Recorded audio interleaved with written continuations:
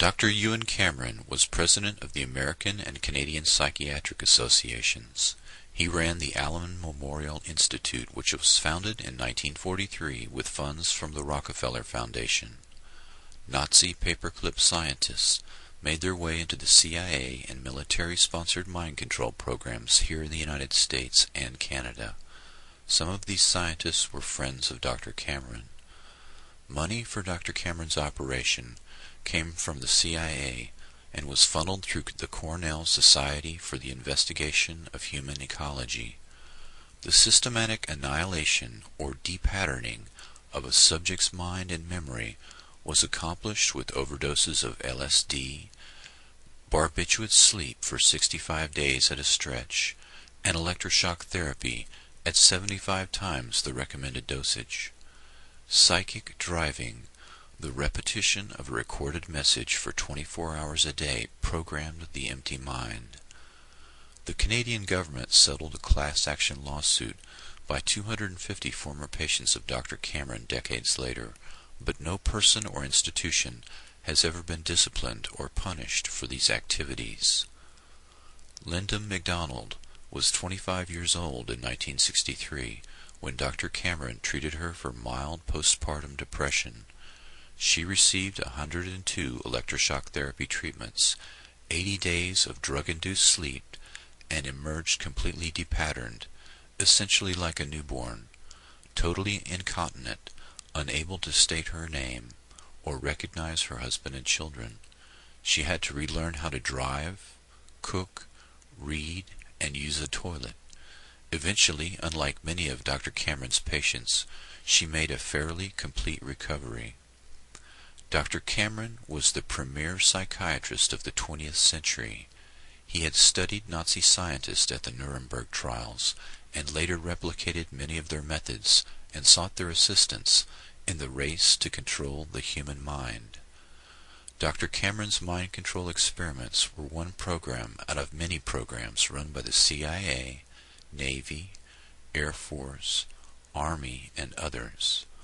Although many parallel programs were occurring in the United States, none of them were ever discovered or prosecuted.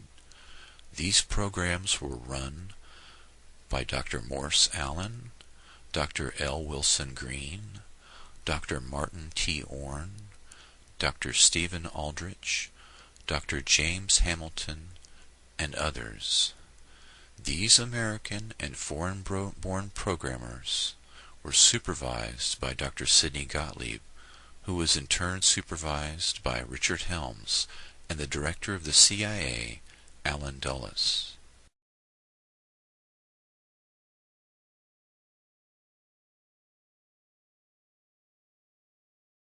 I was tired, I was depressed, my back was hurting, and so he said to the children's father, why don't you go to Montreal and visit this Dr. Ewen Cameron, this famous man who has all of these accolades, and have an assessment. So we went. My medical file even says that I took my guitar with me. And that was the end of my life. Within 3 weeks, Dr. Cameron decided to call me an acute schizophrenic and shipped me up to the sleep room. I was in a coma for 86 days. 86 days of unbroken sleep. Yeah. Total comatose state. I had to be toilet trained. I was a vegetable. I had no identity. I had no memory. I'd never existed in the world before. Like a baby. Just like a baby that has to be toilet trained. Pictures, and I know who that is, who they are, but I don't remember them as my children at all.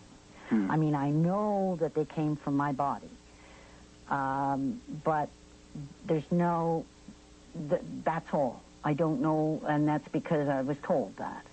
So these are my children. I'm stubborn, too. It got to the point where every time, whether it was John Crosby or Raina Titian or then the Honorable Kim Campbell, it got to be, you guys, we're gonna stay alive. And I said that to Brian Mulrooney, too. If you think I'm going away, you've got another thing coming. I'm not going to go away. I finally discovered...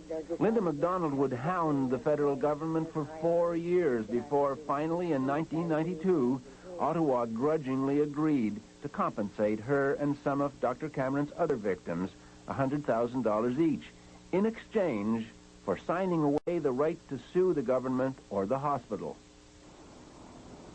But it was an ambiguous victory.